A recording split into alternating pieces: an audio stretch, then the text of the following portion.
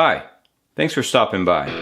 I realize there are many other videos reviewing the Palmetto State Armory, AKV, so I just wanted to thank you for choosing Country Mash.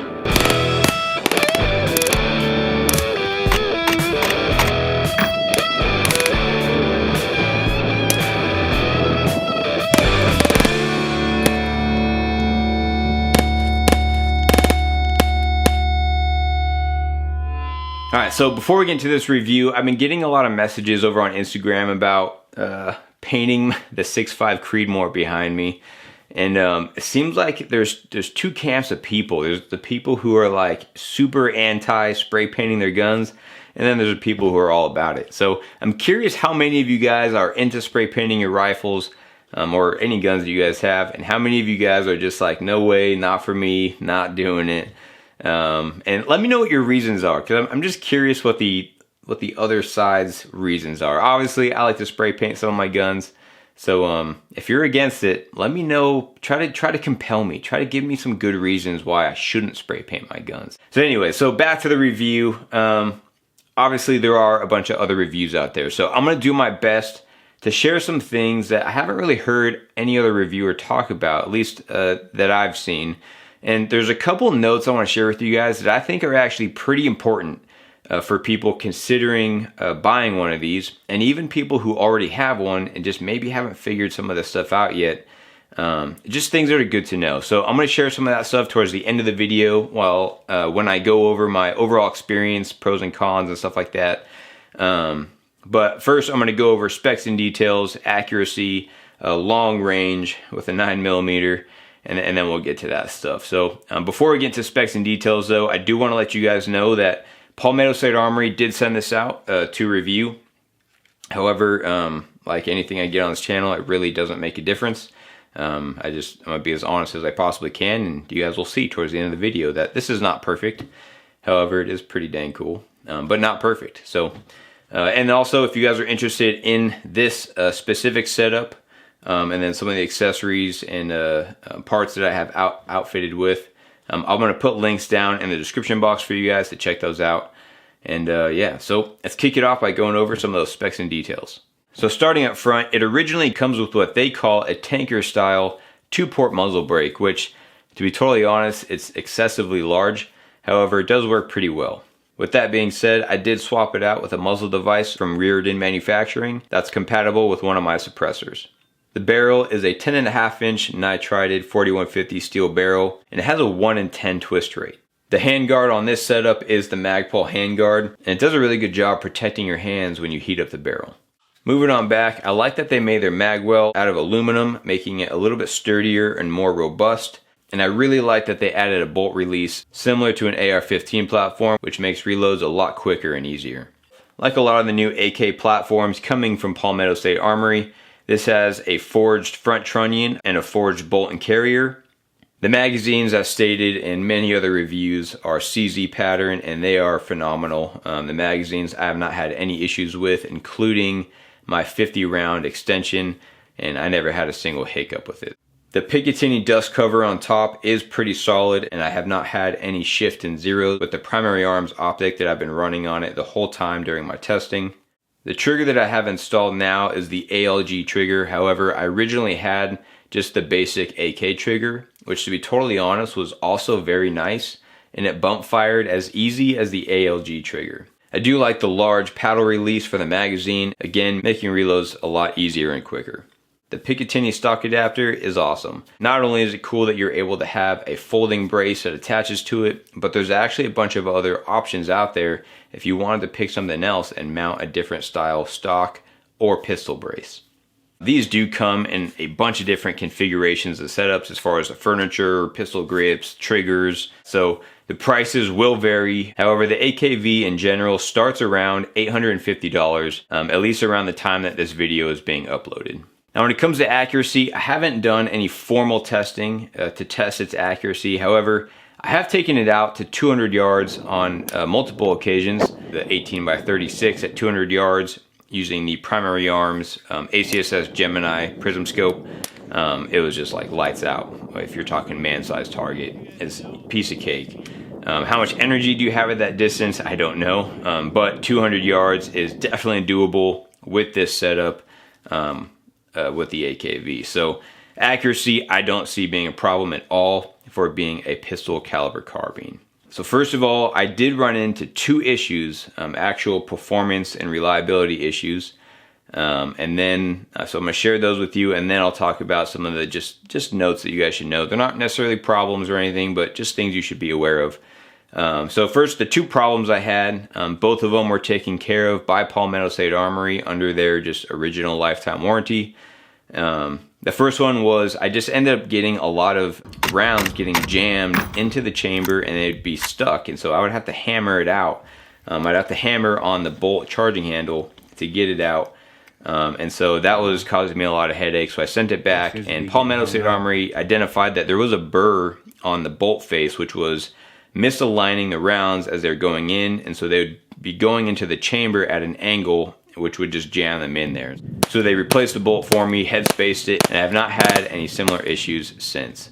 The second problem I had, which is actually a common issue on a lot of different AK platforms, is the concentricity if you're going to suppress it. So front sights, front sight blocks, gas blocks, a lot of them can be right on the shoulder of the barrel, and some AKs it's actually the shoulder is actually just going to be the front sight block or the gas block, and that part and that piece is usually not like perfect. It's not precise, and so I was having issues with concentricity, and so I sent it back again, and they actually took care of that, and I've been able to run it suppressed ever since with no issues, and we were good to go. So let's just go over some things you guys should be aware of. First of all, ammo selection. I ran a bunch of different ammo through it, including subsonic ammo, which I had no problems with. However, I did have a couple issues when trying to run hollow points. I did get this thing really dirty by shooting it suppressed a majority of its testing, and when I was trying to shoot those hollow points, it was filthy inside. So was it a combination of being extremely dirty while trying to shoot hollow points, or was it just the hollow points? I don't know. Subsonics though and regular FMJs of all types ran really well. The other thing is that because it is a direct blowback operating system, there's two things that come along with that you should know about. One of them is that it creates a very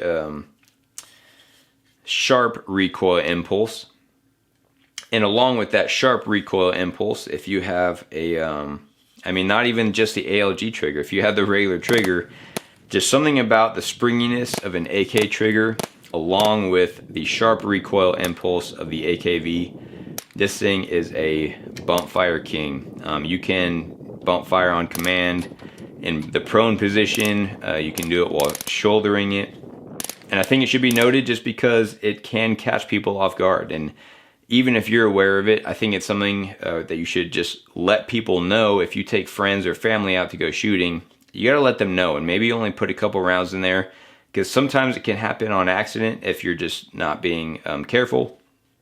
So just keep that in mind.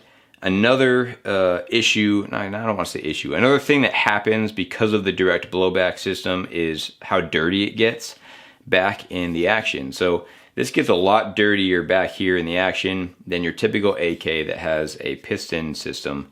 And because of that, a lot of carbon and gas is actually shooting up here. And when I had this PA optic, this primary arms optic mounted back a little bit more, a lot of those gases were kind of forming in front of the optic, and I was getting a carbon layer built up on the objective lens when I was shooting it suppressed. So it was just getting real dirty. Everything is getting like a little thin layer on it, and it was eventually building up on this optic. So I had moved it forward a little bit more, and the lens stays cleaner now. However, it will get dirty on the side of the optic, but that's not a big deal. But so again, it's not a huge deal, but it's just something that you might want to be aware of if you're considering buying one of these or running an optic like this. And then the last thing I would just kind of want to throw out there, I guess you could call it a con. This one I would consider a con is Palmetto State Armory, they really don't want you to grip onto the mag well. It doesn't state anywhere in the manual or anything, but just you know, like the really rough, unfinished edges you get on these guys when you first get it, it's not very comfortable. So that bothers some people, and it actually did kind of bother me. And so I did actually take a little file and I rounded them down and I smoothed them out. And then I took some, like, what is it, Perma Black or a Luma Black or something like that. One of those, and then just kind of blackened up that raw aluminum that was exposed. And now it's good to go. It wasn't a big deal, but it is pretty rough and a little pointy when you first get it. But yeah, other than that, this thing has ran really well. It's a ton of fun. Like, it's just, that's probably one of the biggest pros, is that it's a ton of fun. It's a neat little package. It's really cool to suppress, especially shooting subsonics. It is just super quiet. And I also like that Palmetto State Armory has started to minimize their logos. And so they used to blast like big logos on the receivers of a lot of their guns. Now it just has some text on one side. So I do like that. I think that's a smart move by PSA. People just don't typically like to just have like giant logos on their firearms. I guess it could be a personal opinion. I don't like it personally. So yeah, other than the issues noted, I do really like this gun. Now, some of you might be thinking, dude, like, that sounds like a lot of issues. How can you like that thing, right? Well, look, you buy something cheap and inexpensive from someone like Palmetto State Armory, there should be some level of expectation that you might have an issue or two. Now, the reason it's not a big deal in my mind is because if you take the time to work through them and possibly have to send it back, you will end up with a very reliable, very well-built firearm for a very good price. You're going to save a lot of money by going this route if you're willing to actually shoot it and take the time to work some of the kinks out. So I understand not everyone is into that. Some people don't like that, but ultimately it's a good design, and ultimately it's very reliable and very fun to shoot. So I do really like this thing, but again, not everyone is into the whole having to shoot it and test it and work out all the kinks.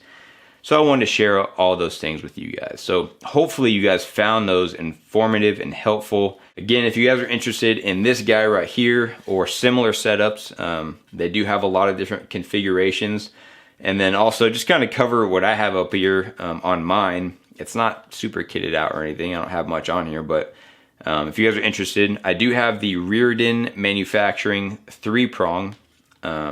This is their 30 cal. It's supposed to be for a 30 cal, but it's actually bored out enough to be able to fit 9mm safely. And I did reach out and speak to them and ask them first, and they said I'm good to go to use this on a 9mm firearm. Obviously, if you run a suppressor, just make sure your suppressor is 9mm. You don't want to have any problems there. And then again, the optic I have is the Primary Arms ACSS Gemini. It's their 1X prism scope. I do really like this setup on here. This has been a really good optic to run on the AKV. And other than that, I don't really have any other accessories on here. It's pretty bare bones. I probably need to get a light for it. Just haven't gotten around to it yet. So it's kind of short to have a light on here. Let me know if you guys have any suggestions on maybe what light I should throw on here. But yeah, that about wraps up the video, guys. Hopefully you liked it. Hopefully you enjoyed it. If you did, go ahead and hit that like button, hit that subscribe button. Thank you to everyone who is subscribed. You guys have been awesome. This channel continues to grow, even though I'm not able to be as present as I used to be. I'm still trying to crank these videos out, just not as often. I'm going for quality over quantity. Is that better? I don't know. Anyways, I'm glad you guys are sticking around this long to the end of the video. I hope you guys have a great rest of your day. I'll see you next time.